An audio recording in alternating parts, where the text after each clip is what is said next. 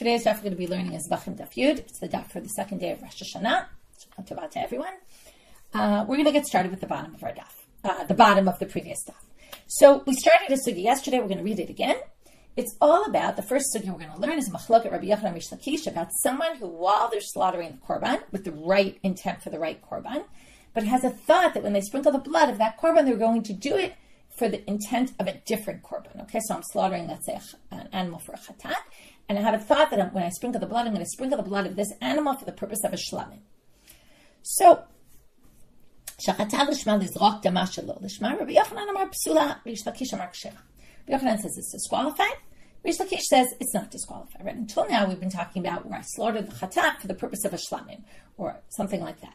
But what if I slaughter the sacrifice for the right reason, but with intent that a different part of the ritual I'm going to do for the wrong reason? I haven't done anything wrong, only in my thought.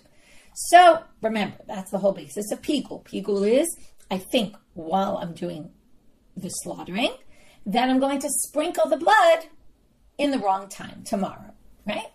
So I can mess up a pigul korban. That's how I'm mefagel a korban. I ruin the korban. I disqualify it by that thought. So Rabbi Yochanan amar psula, because mechashvim avodah l'avodah. Even though I haven't messed up this avodah, while I have intent during this avodah that I'm going to do a different of the rituals in the wrong way, I mess it up. And yofina mi machshav pigul, and that's learned out from pigul, because that's the classic example. Reish Lakish amar kshera, ein mechashvim avodah l'avodah. Okay, we don't say that. V'lama yofina mi machshav pigul. We don't learn this from pigul. Okay, pigul has its own laws. This is different. Pigul is a unique exception to the rule. We don't do this in general. So if I slaughtered it for the right reason, it doesn't matter what I was thinking about the blood, right? I slaughtered for the right korban. It doesn't matter that I was thinking that when I sprinkle the blood, I'm going to do this for the sake of a different korban. It's irrelevant. Now they're going to say, Az du l'tamayu. And here we go back to the sugya that we learned in Avodah Zarah. De'itmar, as it was said, Hashochet et habema, al minat lizrok dama l'avodat kochavim, ulaktir chaba l'avodat kochavim. I slaughter an animal. I do a perfectly normal action, slaughter the animal. However, while I'm slaughtering the animal, I have it in my head that I'm going to sprinkle the blood of this animal for the purposes of Avodah Zarah. Now, I haven't done it. I just have a thought. So, or lahaktir chalba, or I'm going to burn the fat for the sake of an idol. Rabbi Yochanan amar asura, because what does Rabbi Yochanan say? The same exact thing. Mechashvinam avodah lavodah v'yafinan chutz mipnim. So, there is this concept of thinking, right? Your thoughts while you're doing one ritual action can, if you're thinking about a different action at the same time that you're going to do in the wrong way, right? That affects your action now, even though it's in thought alone. And you have to make one more jump here. Yalfin an chutz mipnim. Now, right, the two cases we were comparing before was slaughtering a sacrifice lishma and slaughtering a sacrifice that you're going to sprinkle the blood in the wrong time. Okay? But those are all happening pnim, inside, in the temple. This is something chutz. This is slaughtering an animal anywhere and for the intent of Avodah Zarah, which is something external, not part having to do with the temple. So the fact that we can take laws that apply in the temple of pigul and apply them to Avodah Zarah is a further jump. That's yafin and chutz mipnim. We learn from outside the temple, from inside. We learn about halachot outside the temple, from inside the temple. Reish Lakish amar muteret. He says it's totally permitted. I slaughtered this animal, so what if I thought I'm going to sprinkle the blood for the sake of an idol? I didn't do it. One thought while you're doing one action doesn't affect the fact that I thought while I'm doing this action that later I'm going to do a different action for the wrong, right, in a forbidden manner. That's irrelevant. And we don't learn from outside the temple to inside the temple. Now, so we have these two machlokot. Why do we need both machlokot? Theoretically, they're kind of one and the same because they both say mechashvim avodah l'avodah ein mechashvim. On the other hand, there's this chutz mipnim element which only exists in Avodah Zarah, and therefore the Gemara continues and says, yesh mina b'ha. If we only had one case, you would have said, okay, which case? The Avodah Zarah case. You would have said b'ha amar Reish Lakish. That's what Reish Lakish says because we don't learn chutz mipnim. Aval pnim mipnim emamodi leila Rabbi Yochanan. But maybe he would agree about the lishma case because it's an inside temple case, and therefore maybe we would learn it from pigul. The Yashmina, and in the same logic, we're going to go the opposite way, which is Yashmina, but if you had specifically just the case of the inside the temple, you would say Bahakam or Rabbi Yochanan. That's what Rabbi Yochanan says we can learn from here to lishma. But maybe when it comes to Avodah Zarah, maybe he would agree with Reish Lakish that lo yafin chutz mipnim. We don't learn from Avodah Zarah from things that go inside the temple. So that's why you need to know that they actually argue in both cases. That's stage one. Stage one is to understand. Okay, we had a few stages already. One is what's the machloket. Number two, what's the basis of the machloket. Number three, where else do they have the same machloket? Number four, why do we need to say they argue in both cases? Why couldn't we have learned it otherwise? Now we're going to start with the second stage, again, that was already 4 stages, but the next part of the sugya is to raise difficulties and proofs. So in raising a difficulty on one, it's going to serve as a proof for the other, and you'll see the language the Gemara uses. Ki atu Rav Dimi, where Rav Dimi came from Israel, Amal, Mativ Rav Yirmiyah l'siueh Rabbi Yochanan. He said that Rav Yirmiyah raised a difficulty on Reish Lakish, l'siueh, to support the position of Rabbi Yochanan, that it is disqualified. For Rabbi Ila, l'siueh l'Reish Lakish. And Rav Dimi continued and said Rabbi Ila actually brought a support for Reish Lakish, and also again a difficulty on Rabbi Yochanan. So each rabbi here, Rabbi Yirmiyah and Rabbi Ila, each one brought a proof for one of the sides. Rabbi Yirmiyah l'siueh l'Rabbi Yochanan. So first we're going to start with Rabbi Yirmiyah's support for Rabbi Yochanan's approach. And it's going to go through a few rotations. We're going to have to fix things along the way. We're going to actually each time change one word, which is going to be significant. He's going to raise a kavachomer. So here goes the logic.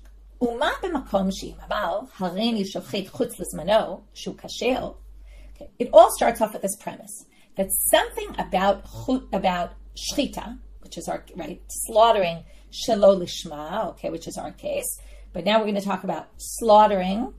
We're going to talk about slaughtering chutz lizmano, shu kasher. We're going to start off with this case of slaughtering an animal with a thought that I'm going to be slaughtering in the wrong time.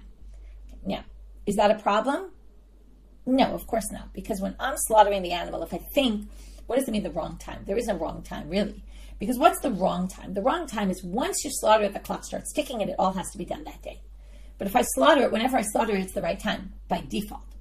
So if we start by saying, if we start with this premise, that if I say, I'm going to slaughter in the wrong time, shu kashel, and yet, shachato amenat lizrok damo chutz lizmano pasul. This, we're starting off with the pigul in the first part. We're going to basically prove that the pigul case is a lighter case. Why kal? Why is the pigul case more lenient?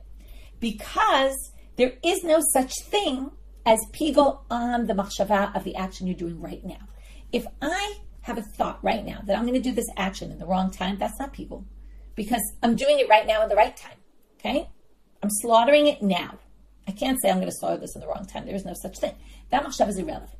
But yet, if while I'm slaughtering, I have a thought about I'm going to sprinkle the blood at the wrong time, that disqualifies the korban. So step one is saying, this is a lenient case, because if I slaughter it with the wrong thought, it actually will be fine. And yet, when I slaughter it with a thought of a different avoda, it won't be fine. So hopefully you see where this is going. Makom. Now, if I say I'm going to slaughter it shelo lishmo, it's going to be disqualified, right? That's the case of our case, right? I take a chatat and I say I'm going to slaughter it for the wrong reasons. It's disqualified. So if I slaughter it with the intent I'm going to sprinkle the blood for the wrong korban, shouldn't that for sure be disqualified? Because again, we're going to say pigul is more lenient, because while I'm doing that action, if I have a wrong thought about that action, I don't mess it up. So therefore, again, what's the wrong thought? If I'm going to do it in the wrong time, no such thing. So obviously it's kasher. And therefore it's a lighter case, and yet I can disqualify, right? My thought about tzrikat dam is going to ruin it.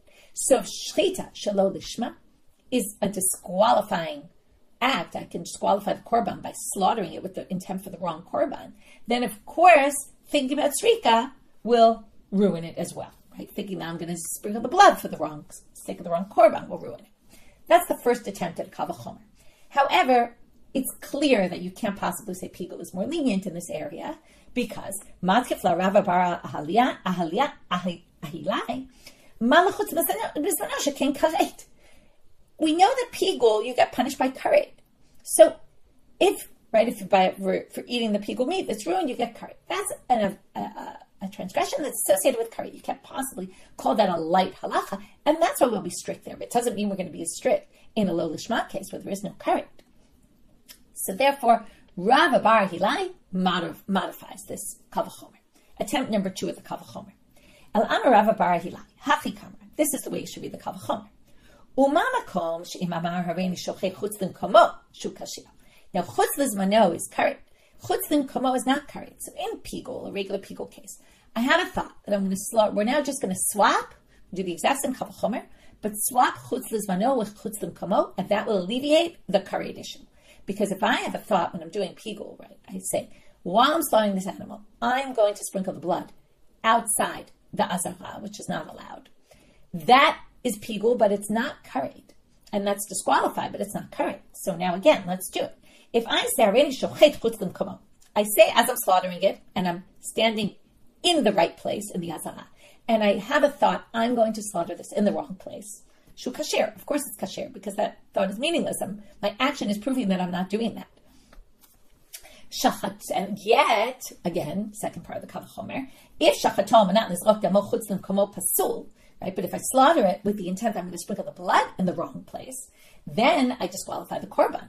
So makom she'imamar hareini shochet shelo lishmo shu pasul. So if I say I'm going to slaughter this for the sake of the wrong korban, that already disqualifies it, which is comparable to the first part of the first, of the previous. So if I slaughter it with the thought that I'm going to sprinkle the blood in the wrong place, of course that should be. Because obviously then, shchita shelo lishma is actually worse. Because shchita shelo lishma is already disqualified if I have a thought that I'm going to slaughter it for the wrong reason.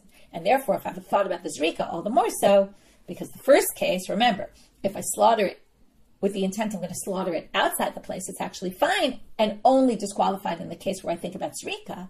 So obviously in the second case, it will all be disqualified. However, this also gets rejected because matkefla ravashi. There's a different chumrah about chutzlim komo that doesn't apply here for the shchita shelo lishma, which is mal chutzlim komo shekenu noheg b'kol hasvachim tomar b'shelo lishma she'enu noheg ela b'pesach v'chatat. The disqualification of slaughtering shelo lishma is only in 2 unique cases, in Pesach and in chatat. But the disqualification, the fact that I'll disqualify a korban with a pigul thought, chutzlim komo, even though it's not karet, but it will disqualify the korban, is true for all korbanot. So therefore, that's obviously a more stringent halacha, which means you can't put it on the kal side, the lenient side of the kavachomer. It's got a different stringency, and maybe because of that, mechashvi me'avodah lavodah, right? My thought in while I'm doing one action about a different action can disqualify, but not necessarily in the shelo lishma. So now we're going to have the final kavachomer, which actually will stand, and this is all to prove Rabbi Yochanan, and it does disqualify it. Ela amar Rav Ashi hachi kamar. So now we're going to again just swap out we started with chutzlim mano, we went to chutzlim komo, and now we're going to say a different one. Hachi kamar. Uma b'makom she'imamar hareini shochet l'shem ploni shu kasher. If I say I have a korban that's meant for me, but as I'm slaughtering it, I say I'm slaughtering it for the sake of somebody else. That actually doesn't disqualify the korban. Okay? So that's kasher. Rashi says, why is that kasher? De'ein shinoi ba'alim chala lashchita. De'lo shayach shem ba'alim ela al hakapara. Okay? The shinoi ba'alim is not a problem in all the avodot, specifically in the zrika, because the zrika is the kapara, and that has to be done for the right person. But if I think while I'm slaughtering it, it's for someone else, and then later I do the sprinkling of the blood with the intent for me, or the Kohen does it with the intent for the wrong person, and then goes back to me when it does the zrikat adam, it works. So if I say hareini shochet l'shem ploni, which is kasher, lizrok damo l'shem ploni pasul, but if again the thought is I'm going to slaughter it for so and so, but sprinkle the blood for somebody else, then, right, if the thought is about sprinkling the blood for somebody else, then I can disqualify it. So, right, if I'm thinking while I'm sprinkling the blood that I'm going to do it for somebody else, I disqualify it. So, makom, shimamam, hareini shochet shelo lishman, shepasul, shachatom, and not lizrok damam shelo lishman, einu din, shehei pasul. And there goes the kavachot. So basically, we're going to say, because of the shinoi ba'alim, which doesn't apply for shchita, it's actually, right, the shinoi ba'alim is fine when it comes to shchita, but a problem when it comes to zrika. In the first case, where we do this last case, but the first part, if I have a thought while I'm slaughtering, if I'm the Kohen, and I think while I'm slaughtering it, I'm going to sprinkle the blood for the intent of the wrong person, that's shinoi ba'alim. So a thought during shchita about zrika ruins it, even though a thought during shchita about itself won't ruin it. So again, when I'm doing the shchita, shelo lishma, I can disqualify it at the moment of shchita, which wouldn't mess it up for shinoi ba'alim, but it would mess it up for that. So all the more so then, if I think while I'm doing shchita about zrika, shelo lishma, it should ruin it. And therefore, we've now proven for Kal Chomer, Rabbi Yochanan's reasoning. And again, against Reish Lakish. Rabbi Ila, l'siua Reish Lakish. Now, if you remember, Rabbi Dimi came and said, Rabbi Yirmiyah brought a difficulty on Reish Lakish, which supports Rabbi Yochanan, and Rabbi Ila brought difficulty on Rabbi Yochanan, which supports Reish Lakish. So now we're going to see Rabbi Ila. Lo tomar b'zrika, v'tete mekavachomer b'binayim mishlita v'kabbalah. This is just the first line. We haven't gotten anywhere yet, but I'll explain. We have to go back to Daf Daled. On Daf Daled, we had a whole discussion about where do we learn that you need all these things to be lishma, that you need all four avodot to be lishma, and we had drashot. So we had drashot for zrika, we had drashot for shchita and kabbalah, right? That these avodot have to be done lishma. In each one, there was a separate pasuk. If you remember the context of the pasukim, we're going to get back to this, was about the shlaming, and anyway, we're going to talk about that soon. So now he says, Lo tomar b'zrika, you didn't need a pasuk to teach that the zrika has to be lishma, intent of the korban. V'tete mikavachomer mibenayim mishchita v'kabbalah, and you could have learned it from a kavachomer of if you already learned it from shchita and kabbalah, the slaughtering and the accepting of the blood, and you knew that had to be lishma, you could make a kavachomer from there to zrika. Why? What's the kavachomer? Or you could have learned it from kavachomer. Okay, if those have to be, then obviously those have to be. And then, why, by the way, both of those? So Rashi says, why would you have a kavachomer? Right, zrika is obviously a much more important element because first of all, shchita can be done by anyone. The zrika has to be done by the kohen, and it's the part that atones. So if the shchita and kabbalah have to be lishma, for sure the zrika would have to be. That's just obvious. And therefore what? Okay, what's his point? So he says, we could have learned it. So then why is there a specific pasuk by zrika to teach you lishma? It must be to teach you that we don't have this concept of avodah lavodah, and that we don't disqualify. And the pasuk, now how do we get this from the pasuk? Well, we say like this. There's a pasuk that teaches you that zrika lishma, the zrika has to be lishma. Now, if there's a pasuk that teaches you this, what does it mean to tell you then? That if you don't really need it, it's to tell you the zrika itself has to be lishma, and not a thought that you're having about zrika while you're doing shchita. It's specifically during zrika that it needs to be. Now, it's a little arbitrary, and that's exactly what Rav Papa says. Maybe there's an extra pasuk there to teach you specifically a chumrah, a stringency, that even me'avodah lavodah you can disqualify, right? And just because it's an extra pasuk, we don't know what it teaches you. It could teach you the exact opposite of what you're suggesting, and that would actually prove Rabbi Yochanan instead of Reish Lakish, to which they say no. That wouldn't make any sense. Why? Because there's a theory here. If you have an extra pasuk, there's kind of the default. If you didn't have an extra pasuk, what would you think? And then there's the extra pasuk changes that. So what's the default? Well, imken lishta kramine. Imken lishta kramine. If they wanted to teach you that mechashvim avodah lavodah, like Rabbi Yochanan said, that it does disqualify, it should have just said nothing. Why? Why, if you said nothing, would you have assumed that? Titin kavachomer de Rav Ashi, because we just proved this kavachomer of Rav Ashi. That the kavachomer of Rav Ashi shows that logically it would actually make more sense. It's more intuitive to say that mechashvim avodah lavodah, that this thought during shchita could disqualify. If the thought during shchita disqualifies shchita, then the thought about shchita disqualifies shchita, then it should also disqualify the thought about zrika while you're slaughtering, based on the kavachomer of the shinoi ba'alim, which is fine in the moment of shchita, but disqualified if you're thinking about zrika. And therefore, the extra pasuk must be coming to say it's not what you would have thought. And that's the proof for Reish Lakish. Idach, now what's Rabbi Yochanan going to say? Parachachi, he would say like this, to counter this argument. Malahanach sheken tu'not safan v'yeshna b'chata'ot ha'pnimiyot. But wait, there's unique, if we talk about the chatat, which is the one that's really disqualified when it's done shelo lishma, so they have unique halachot. They need safon. I didn't say that right. If we're thinking about the chatat, okay, but within the chatat, the whole premise of what Reish Lakish said is that we can make a kavachomer from shchita and kabbalah to zrika. But now he says, no, shchita and kabbalah are actually, now we said that we're lenient because of the zar, right? Because, okay, the shchita can be done by anyone. Now, he says, but wait, there's unique halachot about those things, that they need safon, they have to be done in the north part of the Azara. And yeshna b'chataot ha'pnimiyot. And they exist also in the chataot ha'pnimiyot, the shchita and kabbalah. Okay, whereas zrika, now this is a little bit strange, but zrika doesn't have to be done specifically in the north. And zrika, although it does have to be done in a particular place. So, but we'll say there's some chumrah because those have to be done in the north. By the way, they only have to be done in the north, the shchita, for kodesh kodesh. But okay, we're talking about, let's say, the chatat. And then the chataot ha'pnimiyot, those are the ones that are actually brought, the blood is sprinkled on the inner altar, but there's no sprinkling on the outer altar. And we're talking really about zrika in general, which is done on the outer altar. So there's two unique things about shchita and kabbalah, which they exist in a chatat pnimi, whereas sprinkling the blood on the outer altar doesn't exist in a chatat pnimi. Okay, those unique chataot.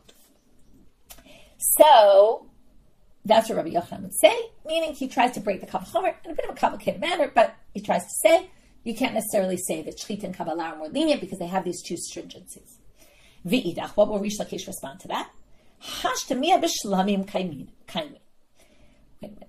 You can't use these chumras that exist only in a sin offering because the pasuk where we learned the whole thing of zrika, lishma, is in the context of shlamim. So you can't throw at me a chumrah. In shlamim, it's kachim kalim.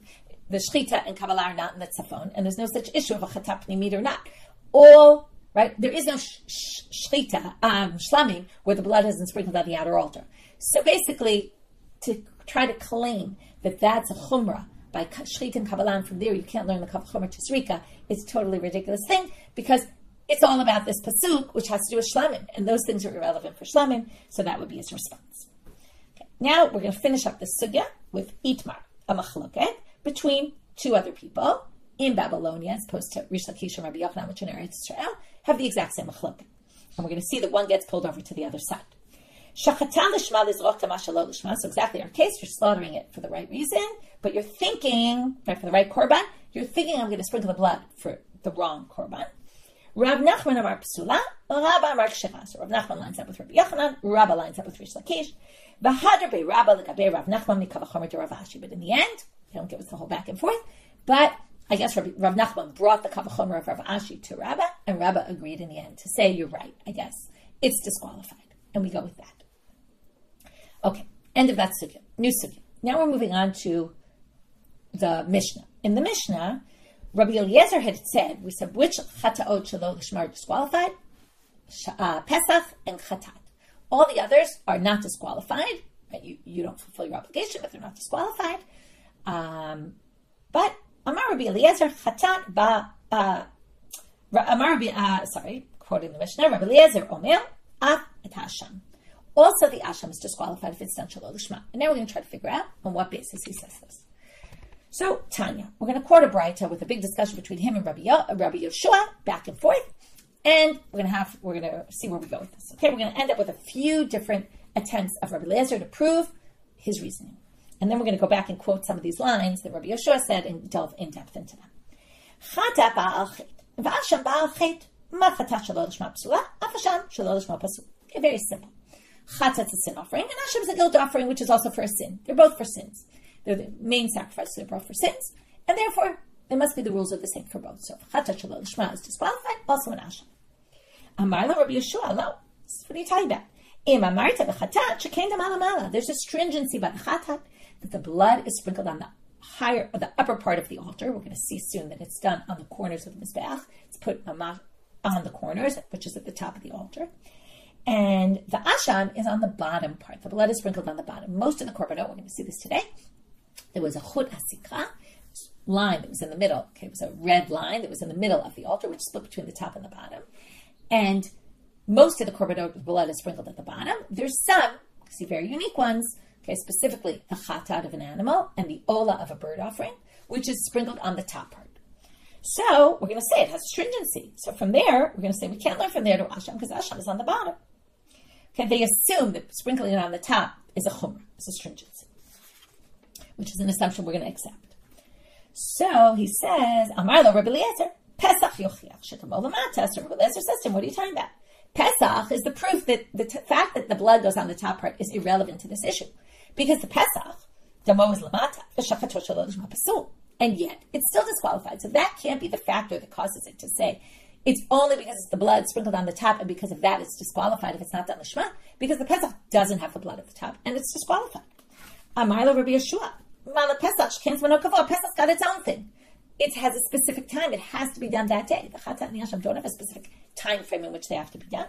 So that's got a different issue, and because of that. So this one has the the top part, and this one has the Zmano Kavua, and therefore, yeah, it can be.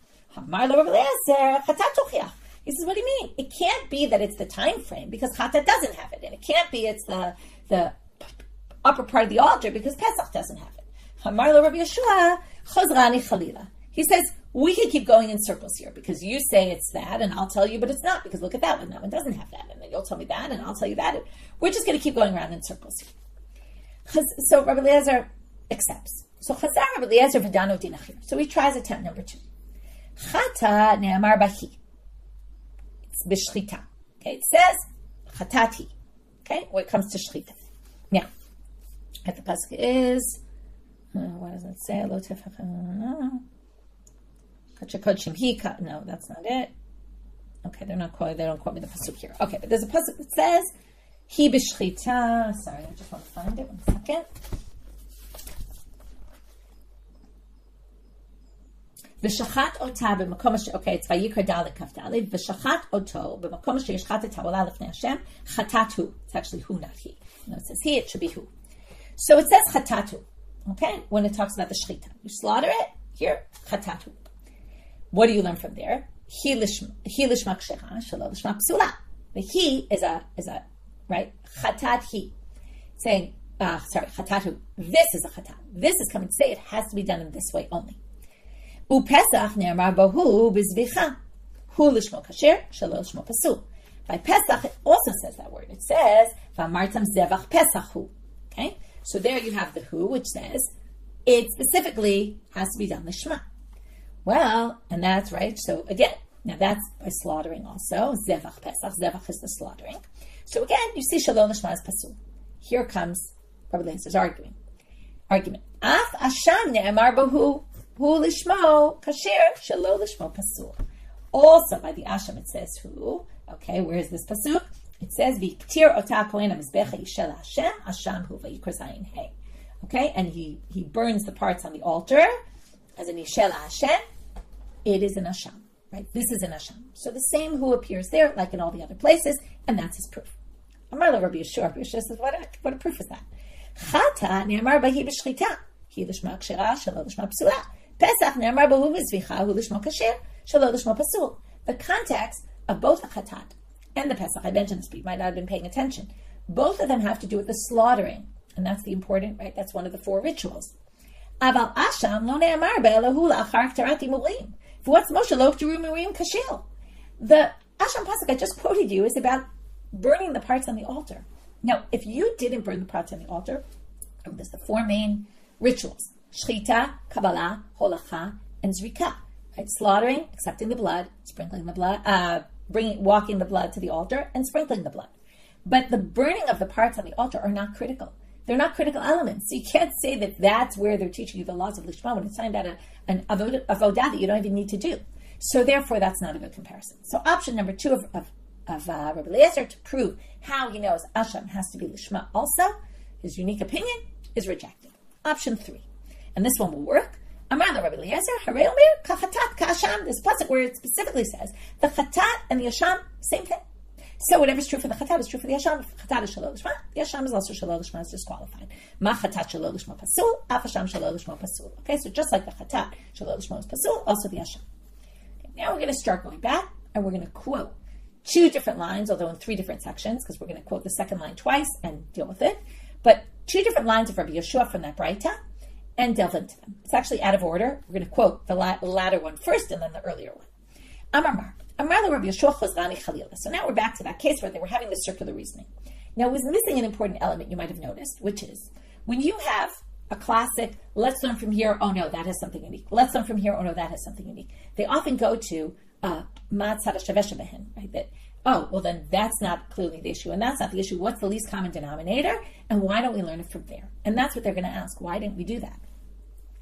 So so why didn't he say, let's learn it from tzad shavesh behen? De'ika lemifrach. You could have said, Mala tzad shavesh behen sheyesh b'hem tzad karet. So now, you could have said, in other words, Rabbi Eliezer could have responded to Rabbi Yeshua and said, why don't we learn from the least common denominator between the two, right? So this one proves that that's not the issue, and this one proves that's not the issue. And then you could say, well, the least common denominator is we have these two things, right? We have these two cases. It doesn't matter if, right? Zmano kavua. It doesn't matter if, right? The other one was damala mala. In the end, we have these, right? They're both korbanot. They both shelo lishma. And why don't we learn from the least common denominator between them two, right? That that's not the element, that's not the element, and therefore we could learn from there to the asham. And the answer is the ikal mifrach, because you could knock that out, which is, and you could say, mala tzad shavesh behen sheken yesh b'hem tzad karet. Because both Pesach, if you don't do the korban Pesach, you get karet. And the chatat is on a sin that has karet associated with it. But you only bring the chatat if you sin having to do with karet. Whereas asham doesn't have karet associated with it at all. And that's why you can't learn from the two of them. You could say those two have a stringency that doesn't exist by asham, and that's why he didn't try to do, Rabbi Eliezer didn't try to say, oh, well, let's learn from the least common denominator between them. Now we're going to quote the earlier line of Rabbi Yeshua. And again, as I said before, we're going to quote this twice, and each time we're going to kind of ask a different question about it. Amar la Rabbi Yeshua, lo, im hamarta b'chatat came to mala. Remember before he said you can't learn it from chatat because the blood is sprinkled on the higher part of the altar and not the lower part. V'leimale, why didn't he say? Okay, we're now going to say there's all sorts of things he could have said besides that one. He could have said lo hamarta b'chatat came, and chatat has tons of stringencies over asham. So why didn't Rabbi Yeshua? This is basically you could have said lots of other things. Why didn't you say shekain nichnas damalif v'nai v'lifnim b'chatot chitzoniyot? Why don't you say the chatat has this extra element that it's the only korban that ever has in the unique chatats where the blood gets sprinkled in the inner altar? It's the only korban that has that. The asham doesn't have that, so that makes it more strict, and then you can't learn from there to there. So they say b'chataot chitzoniyot ka'amrinan. That you can't say that. I actually read too much before. It should have said period. I should have stopped there. Right? You have cases where the blood goes inside, to which they said, yeah, but the whole chatat shel lishma we're talking about is the main chatat that we're talking about here is the one that's done outside. And those are the ones that are done inside, and we were talking about the chatat outside, so you can't talk about that. Okay, well, we have a different one though. In a regular chatat, where the blood is sprinkled on the outer altar, if you bring the blood into the inner altar, the special pasuk that tells you it's disqualified. Okay, so that's a unique halacha. Okay, so it says in the pasuk of Vayikra. We're going to get to this at the very end of the daf today. V'chol chatat asher yuvah midama. Sorry, I don't know the whole thing. Asher yuvah midama elo moed lechaper b'kodesh lo te'achel ba'esh chisaref. All chatats, they're supposed to be done outside, that you bring the blood inside, actually disqualifies the korban, and you can't use it. So, you could say that's a chumrah that only exists by chatat. Rabbi Eliezer, af hasham. We're going to get back to this at the end of the daf. Rabbi Eliezer thinks that applies to hasham as well, so that's not a difficulty. Third, shikem mechaper chayve kritu michatat chayve kritu. Again, we saw this before. Chatat has a chumrah that it has to do with karet, right? It's only relating to sins that have to do with karet. And asham has nothing to do with karet sins. So you could say, that's chumrah, you can't learn from one to the other. Mechatat d'shmiat kol. Well, there is one chatat that doesn't have to do. That's if I hear testimony and I don't testify about it, that doesn't have, it's not associated with karet. And then you could say from that one, we could learn to the asham, which isn't associated with karet at all. 4. Okay, again, these are all just suggestions of why didn't Rabbi Yeshua say these things. Shekain tuna arba matanot.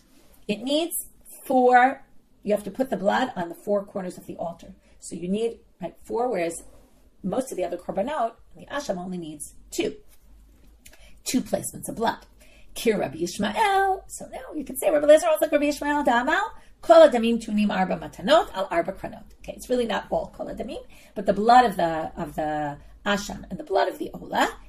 Actually, the blood is put on the four corners. Okay, so now there are 4 placements of blood. Okay, and the 4 placements of blood can mean 2 different things, and that's what we're going to get to right now. 4 placements by the chatat means 1 on every corner. Okay, you go around the 4 corners and you put blood.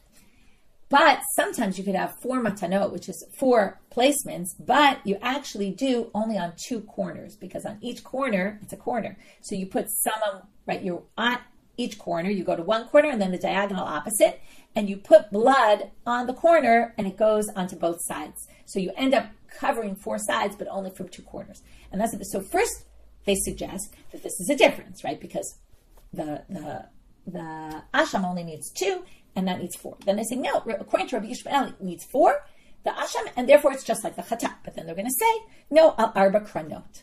Okay, so here's the 5th suggestion, or actually modification of the 4th, which is that it doesn't need to go on all 4 corners. It needs to go on 4 sides, but not 4 corners. And the chatat goes on all 4 sides, and that's actually a chumrah.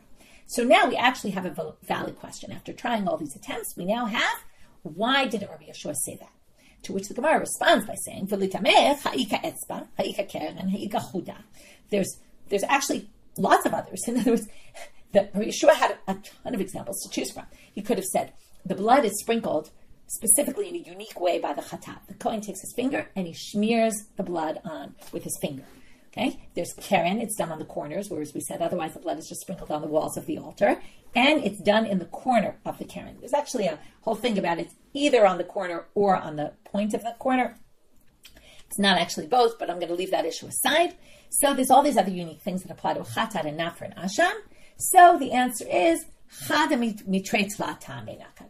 Yeshua could have said all these, but he decided to choose 1 out of 2 or 3 or more. Okay, yeah, there were a lot of things, but in the end, we ended up with, right, he has his 1, which is the blood is on the upper part, and he could have said a whole bunch of different things. Okay. Now, the 3rd quote back, although it's the same that we just quoted, Amar Rabbi Yeshua lo mamarta, and again, it's about the chud sikrat, it's about the blood of the chatat being on the top and the asham at the bottom. So now they're going to say, why did Rabbi Eliezer suggest that maybe the asham also goes at the top? Okay, now the whole thing about which part it goes, okay, the chatat we know because it says it goes on the karnot of mizbech. But maybe if Rabbi Eliezer has this comparison to the asham, it never says the asham goes at the bottom. We just assume because it didn't say anything, it goes at the bottom. But maybe he holds the asham's like the chatat and it also goes on top. And then that's not really an argument. So they're really asking, why didn't Rabbi Eliezer say that? Like, it also goes at the top. So now they're going to try to say why it can't possibly be that it goes at the top. Okay, we're going to have 2 attempts to prove this. So first they're going to say, Amar Rabbi, Asham damola bala lumatzi. You can't possibly say that. Amar kavachomer me'ola. And how would you possibly get there? Okay, why? You would say kavachomer me'ola. Here's why you would say it can't possibly be at the top. Because ma'ola shehu kalil, she kalil, damalamata. Now the ola is the most stringent of all of them, because the whole thing burns, and yet the blood is at the bottom part. Asham she'eno kalil lo koshkin. So the asham, which doesn't all get burnt, but the kohanim eat some of the meat, of the more so, it's not going to be at the top. They say no, because mala ola she'eno mechaperet. No, there's a chomer by ola. That's not a good kaf chomer, because there's a chomer, by asham, which isn't by ola, which is that it atones for sins. The ola doesn't atone for sins.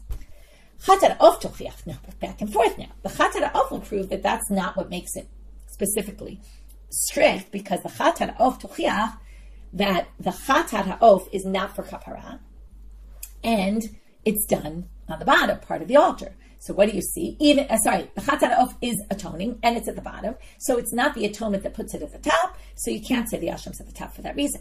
But they say mal chatat ha'of shkenenim in zevach. No, the chatat ha'of cannot be a proof, because that is a weakness. What's the weakness? It's not actually slaughtered. You do malika. That's a different kind. Birds don't get slaughtered. So the bird sin offering doesn't prove anything. So ola tochiach. So if they say, but let's go back. Let's do what we did before, the least common denominator. Lo ri'izeh ki'rizeh, v'lo ri'izeh ki'rizeh. Hatzad, right? This is not like that. That is not like that. You take the chatat ha'of, the bird sin offering, and you take the ola together. You could say, what's the tzad ha'shaveh shebehen? Shein kodshe kodshim v'daman lamata. Right? Both of them are high sanctified offerings, right? This one, this one doesn't have kapara, and this one does have kapara, and this one is slaughtered, and that one's not slaughtered. So those all cancel each other out. And what are you left with? The least common denominator is they're kodesh kodshim v'damal lamata. Afani aviyashan she kodesh kodshim v'damal lamata. So then you would take the least common denominator and say, this proves our Rabbi Eliezer couldn't have said that the asham is damal lamala, because you could learn it from the least common denominator of the ola and the chatat ha'of, which are both at the bottom part of the altar. And from there, the asham can't be. However, there's a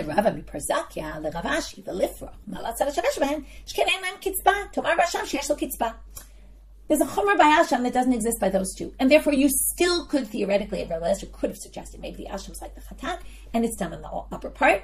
And then we're back to our first question, which is, then why didn't he suggest that? Because the asham has a minimum amount. There's a certain minimum amount of kesef that the animal has to be bought with. The other korbanot that we just discussed don't have a minimum amount of money that needs to be spent on them. So, okay, back to square one. So second attempt. This is when it's talking about the kohen who sprinkles the blood. From there they say, it's talking about the kohen who's sprinkling the blood. From there they say, this blood is sprinkled in a unique manner, no other blood is sprinkled like that. Okay,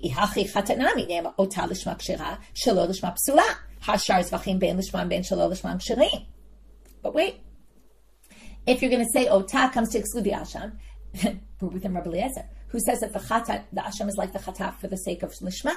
And when it comes to lishma, pasuk it also says who lishma, and not anything else has to be lishma.